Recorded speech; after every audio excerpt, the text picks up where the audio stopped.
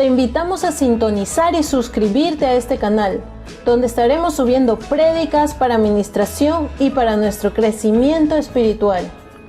No olvides activar la campanita para que estés informado de cada video que subamos.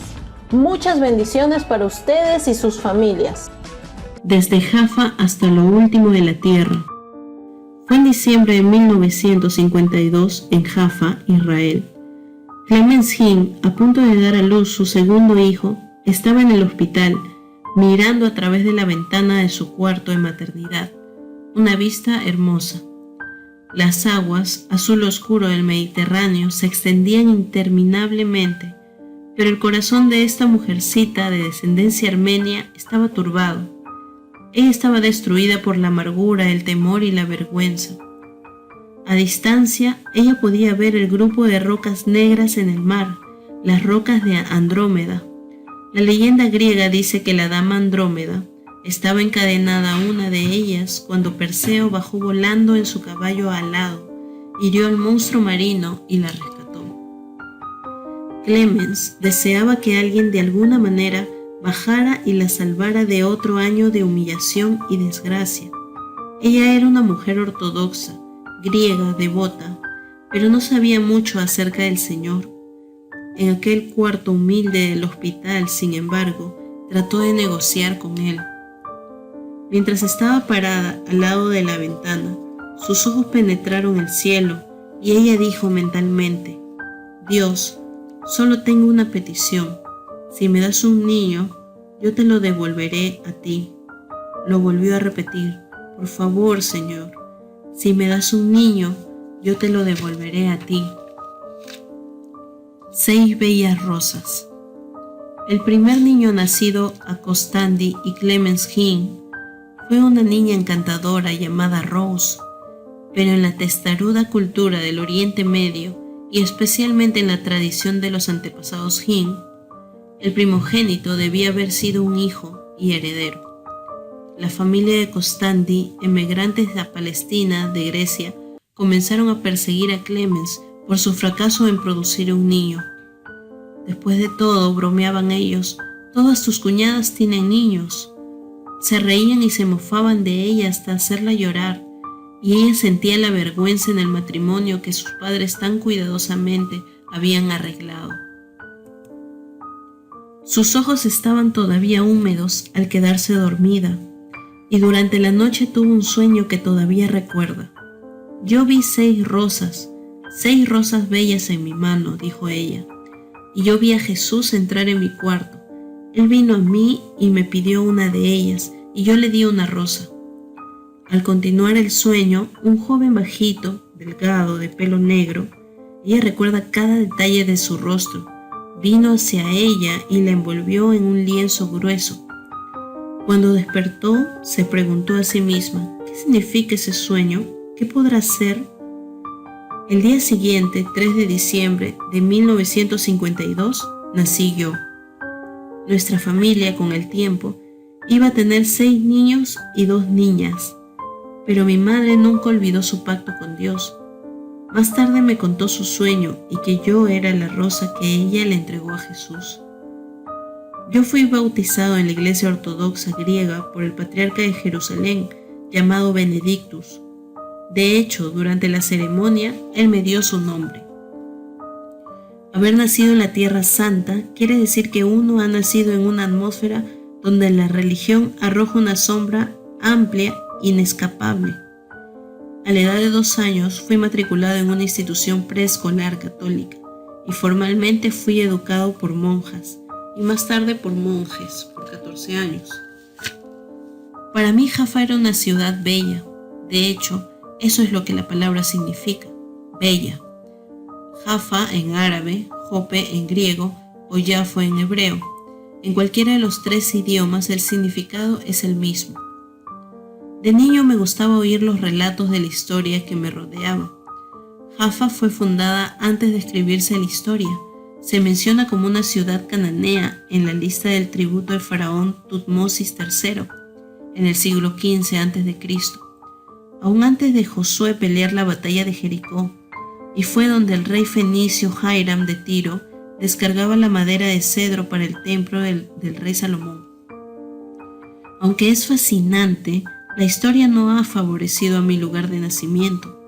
Jaffa fue invadida, capturada, destruida y vuelta a edificar una y otra vez. Simón el Macabeo, Vespasiano, los mamelucos, Napoleón y Allen Bay, todos ellos se la han disputado. Solo 6 años antes de yo nacer, Jaffa pasó a ser parte de una nueva nación, el Estado profético de Israel, pero la comunidad misma no era judía. El alcalde Hin. Mi padre fue el alcalde de Jaffa durante mi niñez. Él era un hombre fuerte, medía alrededor de 6 pies y 2 pulgadas y pesaba 250 libras y era un líder natural. Era fuerte en todo sentido, física, mental y volitivamente. Su familia vino de Grecia a Egipto antes de establecerse en Palestina, pero ser de cualquier otro lugar era común allí. La Jaffa de mi niñez era en realidad una ciudad internacional. Bajando por la calle Raziel hasta la Plaza de la Torre, donde está la torre de reloj de jubileo de Abdul Hamid, la cárcel de paredes de piedra y la gran mezquita construida en 1810, yo podía oír a la gente hablar en francés, búlgaro, árabe, yiddish y otras lenguas. Y en los kioscos y cafés al aire libre podía tomar una muestra de baklava, slavilla, felafé, zum y docenas de otras golosinas. Así que allí estaba yo, nacido en Israel, pero no judío, criado en una cultura árabe, pero no árabe de origen, asistiendo a un colegio católico, pero criado como ortodoxo griego. Los idiomas son fáciles en esa parte del mundo. Yo creía que para todo el mundo era normal que hablase 3 o 4 idiomas. En nuestro hogar se hablaba árabe, pero en el colegio las hermanas católicas enseñaban en francés, excepto por el Antiguo Testamento que se estudiaba en hebreo antiguo. Durante mi niñez, los 100.000 habitantes de Jaffa colindaban con la creciente población de los judíos de Tel Aviv al norte. Hoy la metrópolis tiene el nombre oficial de Tel Aviv Jaffa. Unas 400.000 personas viven en el área. En realidad, Tel Aviv comenzó como un experimento judío en 1909, cuando 60 familias compraron 32 acres de terreno arenoso al norte de Jaffa. Estaban cansados de las apiñadas y ruidosas vecindades árabes donde vivían. La expansión continuó hasta que Tel Aviv vino a ser la ciudad más grande en Israel. Aunque mi padre no era judío, los líderes israelitas confiaban en él y ellos estaban contentos de tener a alguien en Jaffa que pudiera relacionarse con una comunidad tan internacional. Nosotros estábamos orgullosos de su círculo de amigos, que incluía muchos líderes nacionales.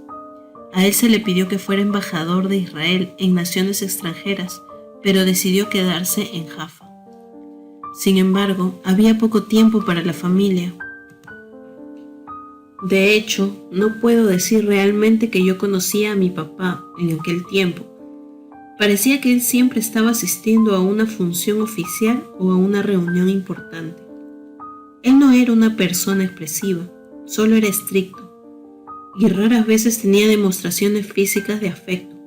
Mi madre, sin embargo, suplía todo eso. Eso también era parte de la cultura. Los hombres eran hombres. Vivíamos cómodamente. La posición de papá en el gobierno hizo posible que tuviéramos un hogar en los suburbios. Era un hogar maravilloso, que tenía una tapia alrededor con vidrios arriba para seguridad. Mi mamá era un ama de casa en todo el sentido de la palabra. Criar a aquella prole de pequeños Jin era un trabajo de tiempo completo. Un capullo católico. Al continuar mi educación, yo me consideraba ser católico. El proceso comenzó bien temprano. El colegio preescolar al que asistí era más como un convento. La misa se celebraba regularmente. Mis padres no protestaron porque una educación privada católica era considerada la mejor disponible. Durante la semana estudiaba con monjas y los domingos iba a la iglesia ortodoxa griega con mamá y papá. Pero eso no se consideraba un problema principal en la políglota Jaffa. Lealtad a una iglesia en particular no parecía tan importante. ¿Era yo católico? Absolutamente. El catolicismo era mi vida de oración, ocupaba mi tiempo y atención 5 días a la semana. Vino a ser mi mentalidad. Prácticamente yo vivía en el convento encerrado y en aquel capullo yo llegué a estar alejado del mundo. También estaba separado del mundo de una manera desafortunada. Desde temprana edad tuve la aflicción de la tartamudez. A la más mínima presión social o nerviosismo, comenzaba a tartamudear y era casi insoportable. Se me hacía difícil hacer amigos. Algunos niños se burlaban de mí, otros permanecían alejados. Yo sabía muy poco de eventos mundiales, solo que mis maestras deseaban que yo supiera. Pero era un experto en la vida católica. Al continuar la escuela, asistí al College de Frere, colegio de hermanos, y fue enseñado por frailes. Aún siendo un niño pequeño, yo era extremadamente religioso. Oraba y oraba, probablemente más de lo que muchos cristianos oran hoy. Pero todo lo que yo sabía orar era el Ave María, el Credo, la oración del Señor y otras oraciones prescritas. Solo raras veces hablaba realmente con el Señor. Cuando tenía alguna petición específica, la mencionaba. De otra manera, mi vida de oración era bien organizada, bien rutinaria. La máxima parecía ser: debes sentir dolor cuando oras. Y esto era fácil. No había prácticamente ningún lugar para arrodillarse, excepto en la roca blanca de Jerusalén, que estaba donde quiera. La mayoría de los hogares son hechos de ella, y las escuelas a las que yo asistía no tenían alfombra, solo pisos de roca blanca. Realmente llegué a creer que si uno no sufre con su súplica, el Señor no le escucha, que el sufrimiento era la mejor manera de ganar el favor de Dios. Aunque prácticamente ninguna espiritualidad acompañaba a la enseñanza, todavía aprecio el fundamento que recibí en la Biblia. A menudo pienso, ¿a cuántos niños se les enseña el Antiguo Testamento en hebreo? Y nuestros viajes literalmente hacían viva la palabra de Dios. Una vez viajamos al Negev, donde nos paramos al lado de los pozos que Abraham había cavado y aprendimos acerca de él. Aquella experiencia quedará conmigo para siempre. Su túnica era más blanca que lo blanco. Muchas veces en mi vida, Dios me ha hablado en visión. Solamente sucedió una vez durante mis años en Jaffa, cuando era un niño de 11 años. Realmente creo que fue en aquel momento cuando Dios comenzó a moverse en mi vida. Puedo recordar la visión como si hubiera sido ayer. Yo vi a Jesús entrar a mi cuarto. Él tenía puesto una túnica que era más blanca que lo blanco y un manto rojo oscuro sobre la túnica. Vi su pelo, miré a sus ojos, vi las señales de los clavos en sus manos, lo vi todo. Tú tienes que entender que yo no conocía a Jesús, no le había pedido que viniera a mi corazón, pero en cuanto lo vi, lo reconocí, sabía que era el Señor. Cuando sucedió, yo estaba dormido, pero de repente mi cuerpecito fue arrebatado en una sensación increíble, que solo se puede describir como eléctrica. Sentí como si alguien me hubiera conectado a un enchufe eléctrico. Sentí un adormecimiento como si agujas, 1.000.000 de ellas, entraran a través de mi cuerpo. Y luego el Señor se paró frente a mí mientras yo estaba en un sueño bien profundo. Me miró directamente con los ojos más bellos que he visto. Sonrió y sus brazos se abrieron. Yo podía sentir su presencia. Fue maravillosa y nunca la olvidaré. El Señor no me dijo nada, solo me miró y luego desapareció. Inmediatamente me hallé bien despierto. En ese momento apenas podía entender lo que estaba pasando, Pero no fue un sueño.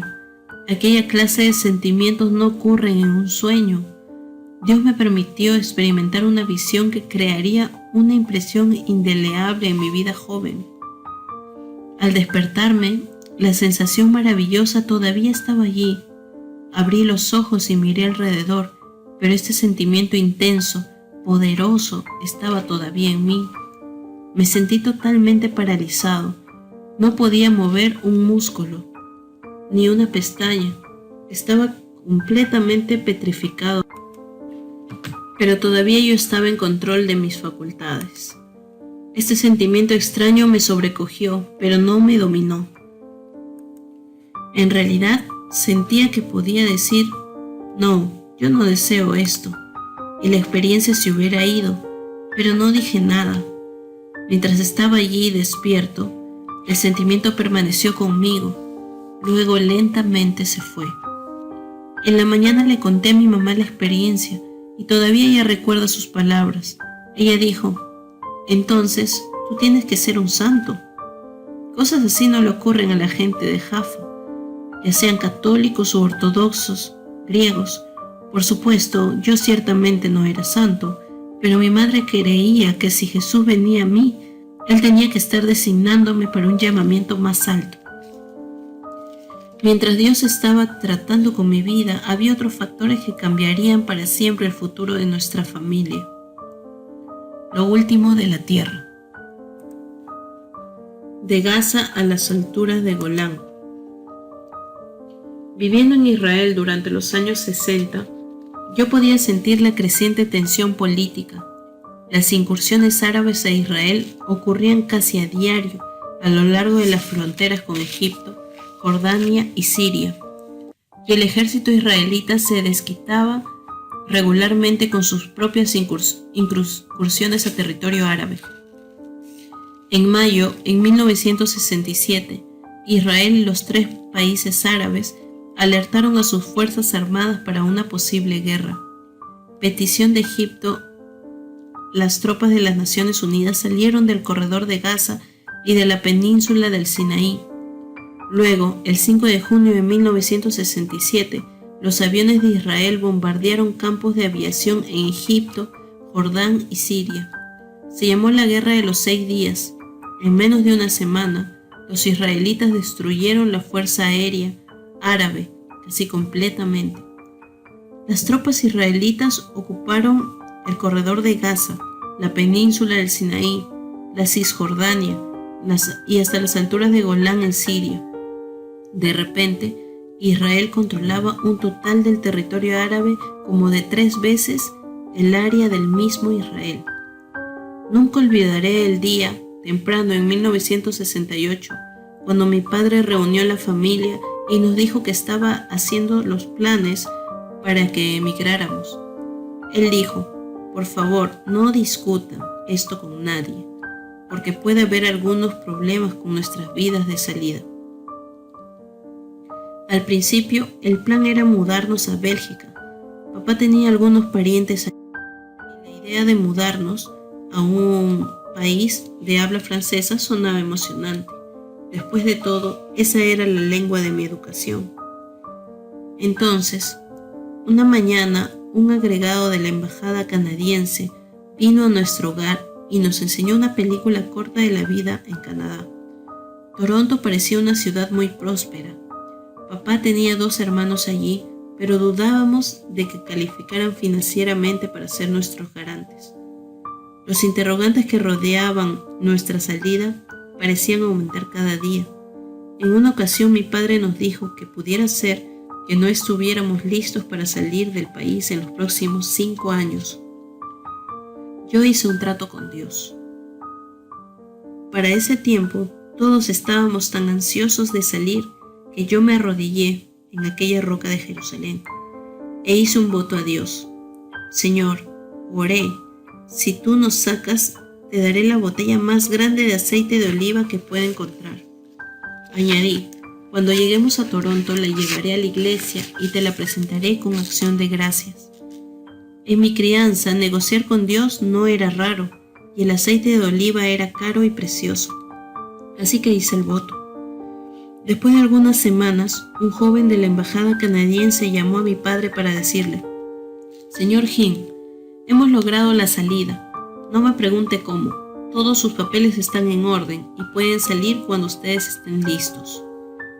No llevó mucho tiempo, vendimos casi todas nuestras posesiones y nos preparamos para una vida nueva en Norteamérica. Durante aquellos últimos días en la Tierra Santa, yo tenía el presentimiento de que algo grande estaba a punto de ocurrir. Sabía que estaba dejando una ciudad especial, pero sentía que lo mejor para mí estaba por venir. Fue del puerto de la antigua ciudad de Jope, mi Jaffa, de donde salió Jonás, y el resultado fue la salvación de Nínive. ¿Y cuántas veces yo había subido a la ciudadela, al monte alto frente al puerto? Cerca del faro hay una iglesia franciscana construida en 1654. Al lado de ella está el lugar en la casa de Simón el Curtidor, donde el apóstol Pedro se quedó por algún tiempo y tuvo una visión que cambió el mundo. Oyó la voz de Dios diciéndole que recibiera a los gentiles, tanto a los judíos en la iglesia. Pedro respondió: «En verdad comprendo que Dios no hace acepción de personas, sino que en toda la nación se agrada del que le teme y hace justicia». Hechos 10, 34, 35. Desde aquel mismo momento el mensaje de Cristo se extendió desde Jope a Cesarea y hasta el fin del mundo, beneficiando a toda la humanidad. Mientras íbamos por la carretera de Hagana al aeropuerto de Lod, yo me preguntaba: ¿volveré a ver este lugar? Pensé en aquellas monjas católicas que tan amorosamente me habían enseñado. ¿Había visto yo sus rostros por última vez? Por la ventana del avión miré por última vez a Tel Aviv, una inmensa expansión de cubos de color gris blanquecino. Detrás de mí había millas de naranjales de color verde oscuro. Las colinas de Judea languidecían en la distancia. Al dirigirnos sobre las aguas del Mediterráneo, miré hacia abajo y dije un último adiós a Jaffa. Había un nudo en mi garganta. Yo tenía 14 años y era el único hogar que había conocido. Helado en el kiosco. La llegada de la familia Hinn a Toronto en julio de 1968 no fue un evento anunciado, y así era como mi padre lo deseaba. Ningún comité nos dio la bienvenida y él no tenía promesa de trabajo. Llegamos con la ropa que traíamos puesta, unas cuantas posesiones en las maletas y un poco de dinero de lo que habíamos vendido en Jaffa. Era suficiente para vivir algunos días. Nuestra nueva vida comenzó en un apartamento alquilado. Qué impacto aquel de aterrizar de súbito en una cultura extranjera. Yo podía tartamudear en varios idiomas, pero el inglés no era uno de ellos. 1, 2, 3. Era todo lo que sabía decir, pero papá había estudiado suficiente inglés como para llenar una solicitud de empleo, y resultó. Él aceptó el reto de llegar a ser, de todas las cosas, un vendedor de seguros. Yo no sé si se fue la carga de tener que criar una familia grande o su confianza natural en tratar con la gente, pero mi papá llegó a prosperar inmediatamente en su nueva profesión. En pocos meses nos mudamos a nuestro propio hogar. Todos estábamos tan orgullosos de esto. La vida cambió rápidamente para mí. En vez de asistir a un colegio privado católico, fui a una escuela pública, la escuela secundaria George Vanier. Y como la mayoría de los niños en la escuela tenían trabajo de media jornada, eso era lo que yo quería hacer. Vivíamos en la sección North York de Toronto, y no muy lejos, el nuevo centro comercial de Fairview se había abierto. Yo solicité empleo en un pequeño kiosco que vendía hamburguesas y helado. Aunque no tenía experiencia previa de trabajo, me aceptaron. Y todos los días después del colegio, allá iba yo. Un sábado fui a un mercado y le pregunté al gerente: ¿dónde puedo encontrar buen aceite de oliva? Yo necesito la botella o recipiente más grande que usted tenga. Por supuesto que él encontró uno grande. Al día siguiente caminé orgullosamente a la iglesia ortodoxa griega y cumplí mi voto a Dios. Lo coloqué al frente del altar y silenciosamente dije: gracias, Señor. Gracias por traernos salvos a nuestro nuevo hogar. Mi corazón estaba tan lleno como aquel frasco de aceite. En el kiosco hice mi trabajo. Debido a mi tartamudez no conversaba mucho, pero velozmente echaba el helado en aquellos barquillos. Trabajé con un compañero llamado Bob. ¿Habría perdido Bob la razón? Nunca olvidaré el día en 1970 cuando fui a trabajar y encontré que Bob había hecho algo muy extraño. En todas partes las paredes de aquel pequeño kiosco había puesto pedazos de papel con versículos de la Escritura. Yo pensé que había perdido la razón. Yo sabía que él era cristiano, él me lo había dicho. ¿Pero no iba esto demasiado lejos?, me dije a mí mismo. ¿Por qué está haciendo esto? ¿Será por mí? Probablemente yo conozca las Escrituras mejor que él. Finalmente le pregunté: ¿cuál es el propósito de todos estos pedazos de papel? Instantáneamente comenzó a testificarme. Pensé que nunca pararía, y cuando terminó decidí mantenerme lo más lejos que pudiera de este compañero loco. Por mucho tiempo traté de evadirlo, pero era casi imposible. Después de todo, teníamos que trabajar juntos. Una y otra vez, él traía el tema de la religión, pero era más que eso. Él quería hablar sobre el nuevo nacimiento, una frase que no estaba en mi vocabulario limitado, tampoco en mi punto de vista de la Escritura. Finalmente, Bob dejó de trabajar en el kiosco, pero muchos de sus amigos estaban en mi colegio, y por los próximos 2 años yo hice todo lo que pude por evadirlos. Pensé: son un montón de cosas raras. Se veían extraños, hablaban extraño, eran completamente opuestos a las monjas que me habían enseñado. Durante mi último año en George Vanier, por segunda vez en mi vida, tuve un encuentro con el Señor. Él vino a mi cuarto y me visitó. En esta ocasión fue en la forma de un sueño inolvidable. En Jaffa, cuando yo tenía 11 años, la visión de Jesús de pie frente a mí había dejado una impresión indeleble. Pero ahora en Toronto, no estaba envuelto en el estudio de la Escritura. Todavía iba a la iglesia, pero lo que estaba a punto de ocurrir me vino cuando menos lo esperaba. Fue totalmente inesperado y fui petrificado por la experiencia. Permítame decir exactamente lo que pasó en mi cuarto aquella noche fría en 1972. En el sueño, yo me encontré descendiendo por una escalinata larga y oscura. Era tan inclinada que pensé que me caía y me llevaba a un abismo profundo sin fin. Estaba atado con una cadena a un prisionero frente a mí y a otro prisionero detrás de mí. Yo estaba vestido con la ropa de un preso. Había cadenas en mis pies y alrededor de mis muñecas. Hasta donde yo podía ver, al frente y detrás de mí, había una interminable línea de cautivos. Luego, en aquella niebla de aquel abismo semioscuro, vi docenas de hombrecitos que se movían alrededor. Eran como enanos con orejas en una forma rara.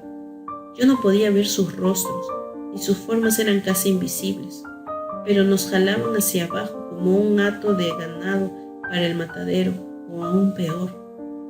Súbitamente, apareciendo no sé de dónde, estaba el ángel del Señor. Fue maravilloso verlo. El ser celestial revoloteaba al frente de mí solo a unos pasos.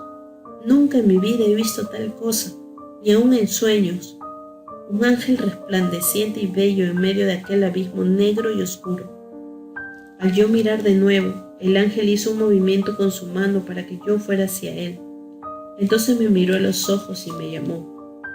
Mis ojos fueron cautivados por los suyos y comencé a caminar hacia él. Instantáneamente, aquellas cadenas cayeron de mis manos y mis pies. Ya yo no estaba atado a mis compañeros presos. Rápidamente, el ángel me llevó a través de una puerta abierta y al momento de caminar en la luz, el ser celestial me tomó de la mano y me dejó en Don Mills Road, el nombre de una calle, en la misma esquina del colegio, George Vanier. Me dejó a solo unas pulgadas de la pared del colegio, al lado de la ventana. En un segundo el ángel se había ido y me desperté y deprisa fui al colegio para estudiar en la biblioteca antes que comenzaran las clases. Casi no podía pestañear.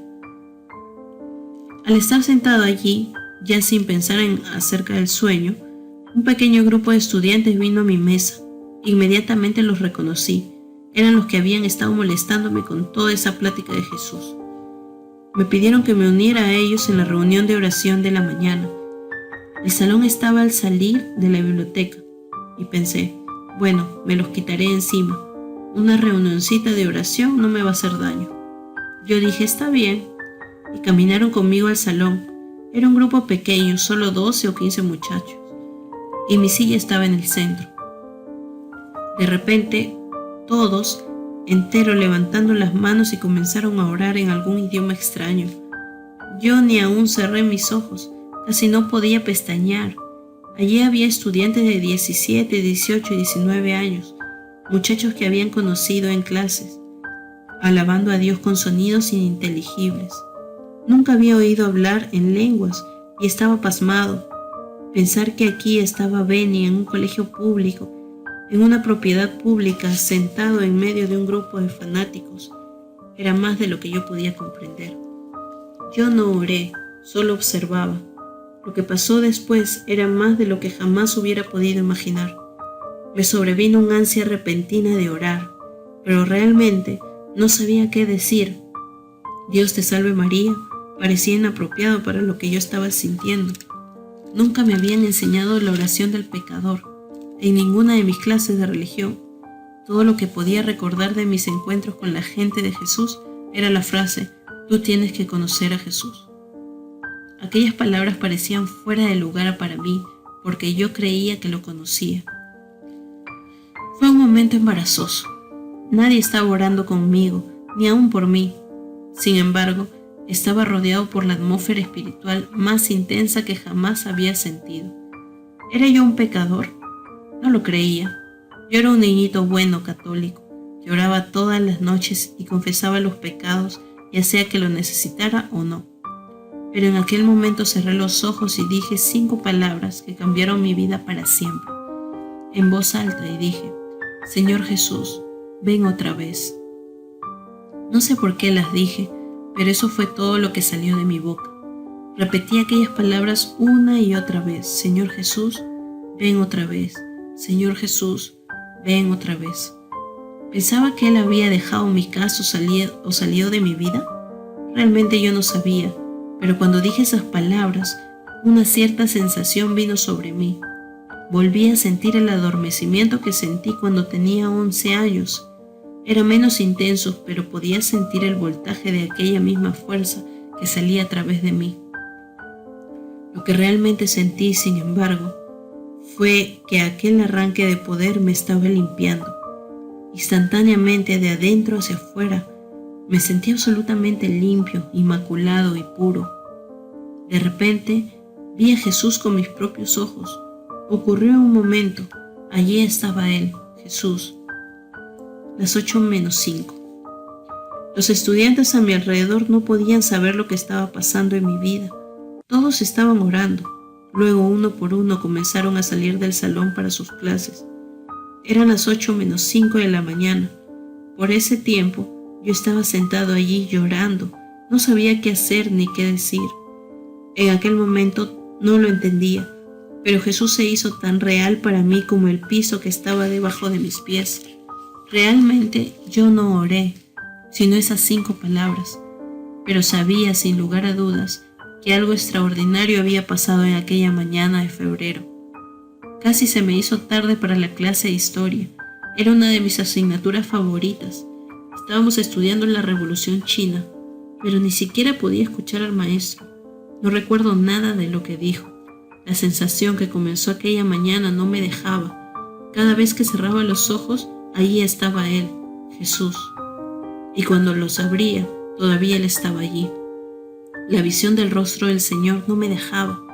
Todo el día lo pasé llorando, y la única cosa que podía decir era, Jesús, yo te amo. Jesús, yo te amo. Al salir del colegio y comenzar a caminar por la acera hacia la esquina, Miré en la ventana de la biblioteca y entonces me di cuenta de todo el asunto. El ángel, el sueño, todo fue real otra vez. ¿Qué estaba Dios tratando de decirme? ¿Qué le estaba pasando a Benny? Dale clic al siguiente capítulo y continúa con esta serie del libro Buenos días Espíritu Santo. Y si aún no has visto los capítulos anteriores, te invitamos a que los veas en este mismo canal. Así como este, seguiremos subiendo otros audiolibros para edificación y crecimiento espiritual. Dios te bendiga. Suscríbanse a este canal. ¡Chao!